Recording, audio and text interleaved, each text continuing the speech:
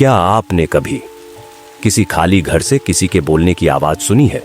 नहीं तो शायद आप उस हवेली में कभी नहीं गए जहां हर रात कोई किसी का नाम फुसफुसाता है। यह कहानी एक छोटे से गांव नयनपुर की है। गांव के बिल्कुल बाहर एक पुरानी हवेली थी। टूटी हुई दीवारें, धूल से भरे झूमर और बंद दरवाजे। लोग कहते थे वहां कोई नहीं रहता, लेकिन फिर भी रात को वहां से किसी के चलने की आवाज आती थी। बच्चों को सख्त मना था, शाम के बाद हवेली की तरफ मत जाना। लेकिन हर कहानी की तरह एक दिन किसी ने यह बात नहीं मानी। आरव 13 साल का एक जिज्ञासु लड़का था। उसे डरावनी बातें सुनना बहुत पसंद था। एक दिन स्कूल से लौटते वक्त उसके दोस्तों ने कहा, चल ना आरव, आज हवेली के अंदर झांकते हैं। दिन का टाइम है, डर कैसा? आरव थोड़ा हंसा। चलो बस एक झलक देखकर वापस आ जाते हैं। तीनों दोस्त आरव, रोहित और मीरा धीरे धीरे हवेली की तरफ बढ़े। हवेली के गेट पर पुरानी जंजीर लटकी थी। जैसे ही आरव ने जंजीर हटाई, भारी दरवाजा धीरे धीरे खुला। अंदर अंधेरा था और हवा में एक अजीब सी ठंडक। दीवारों पर जाले लटके थे और छत से कबूतर उड़े। लेकिन वो सब अचानक रुक गए जब एक धीमी फुसफुसाहट सुनाई दी। आरव! तीनों बच्चे ठिठक गए। आरव ने घबरा कर कहा, तुम लोगों ने सुना? रोहित बोला, कौन बुला रहा है? मीरा के हाथ कांपने लगे। कोई मजाक कर रहा होगा।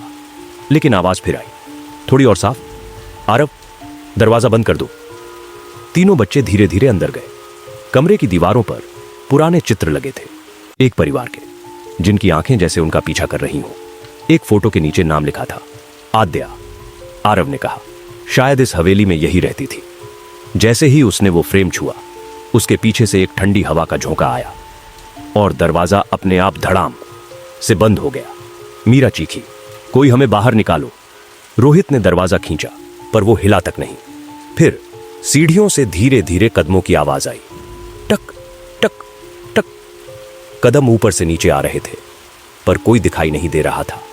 आरव ने अपनी टॉर्च जलाई। सीढ़ियों पर कुछ नहीं था, सिर्फ एक पुरानी गुड़िया, टूटी हुई और धूल से भरी।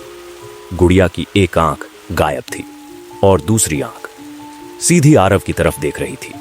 अचानक गुड़िया के होंठ हिले। आरव! आरव ने टॉर्च गिरा दी। उसका गला सूख गया। वो पीछे हटने ही वाला था कि पीछे से एक ठंडी उंगली उसके कंधे पर पड़ी। वो पलटा, पर वहां कोई नहीं था। तीनों एक पुराने कमरे में भागे। वहां बीच में एक लकड़ी की अलमारी थी। अलमारी के ऊपर धूल में उंगली से किसी ने लिखा था, मत खोलो। लेकिन इंसान वही करता है जो उसे मना किया जाए। आरव ने अलमारी का हैंडल पकड़ा और धीरे धीरे खोला। अंदर से ठंडी धुंध निकली और एक पुरानी डायरी गिरी। मीरा ने डायरी उठाई। पहले पन्ने पर लिखा था, मैं आद्या हूं। अगर कोई ये पढ़ रहा है तो शायद मैं अब जिंदा नहीं हूं। आरव ने पढ़ना शुरू किया। इस हवेली में कुछ है, कुछ जो मरने के बाद भी जिंदा है। वो रात को मेरे नाम से पुकारता है और अगर मैं जवाब दूं तो वो मेरी जगह ले लेता है। आरव के होंठ कांपने लगे। उसने किताब बंद कर दी, पर तभी हवा में फिर वही आवाज गूंजी, आरव! आरव, जवाब दो। मीरा रोने लगी। चलो यहां से चलते हैं प्लीज। लेकिन दरवाजा फिर से अपने आप खुल गया। अब बाहर अंधेरा था, चांद आधा छिपा था और हवेली की खिड़की से कोई परछाई देख रही थी। तीनों बच्चे बाहर की तरफ भागे, पर आरव पीछे मुड़ा।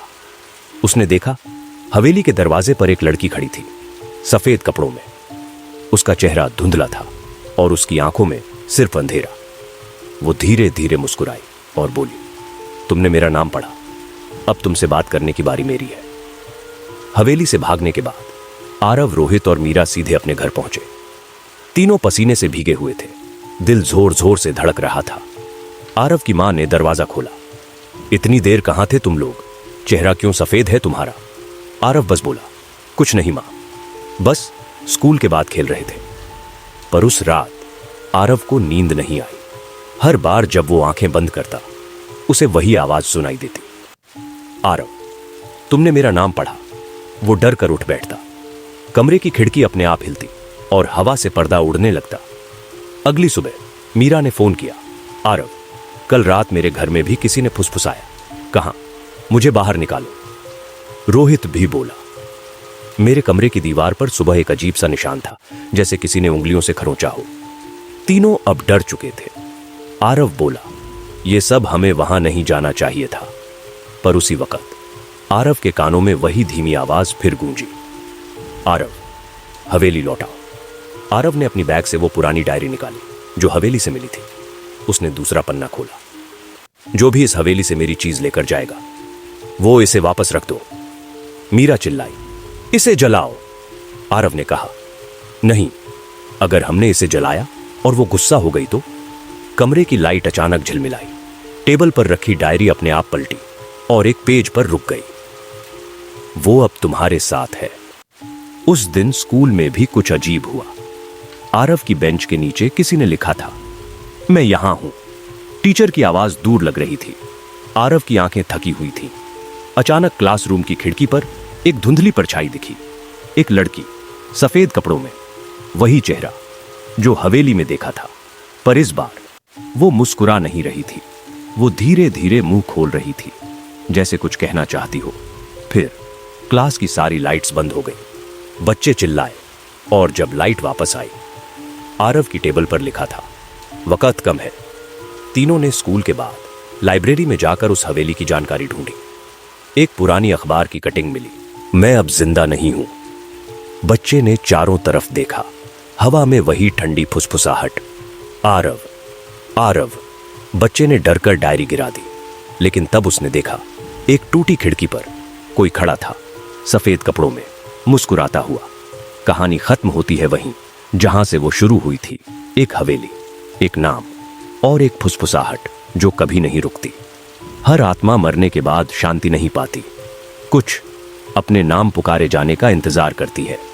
अगर आप किसी पुराने घर में जाई और कोई आपका नाम पुकारे, तो जवाब मत देना।